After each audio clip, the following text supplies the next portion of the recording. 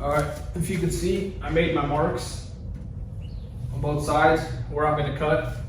I'm going to go ahead and start cutting it.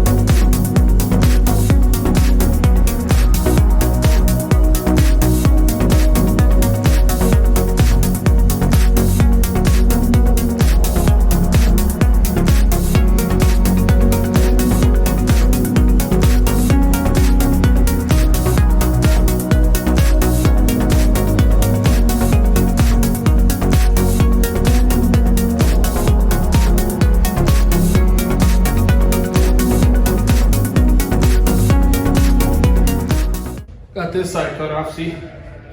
Cut the bottom a little longer and the top, well, technically cut the bottom a little shorter and the top a little longer. You always want the bottom longer and the top, I guess, shorter, whichever way you look at it. And the reason why is because a lot of the weight sits on this. So when you put that piece on here, you just weld on top, weld around it, weld through here. It's perfect. I'm gonna do the same to the other side. Kind of show you guys what I'm talking about.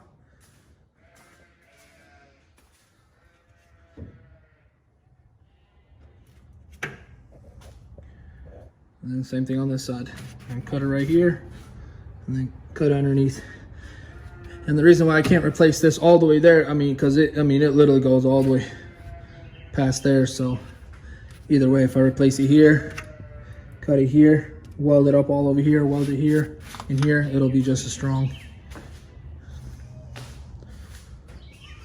And then let me get started on this piece. Once I cut that, well, I already cut that, clean it up, cut that. And then I'm gonna take this thing apart. I'll be good to go.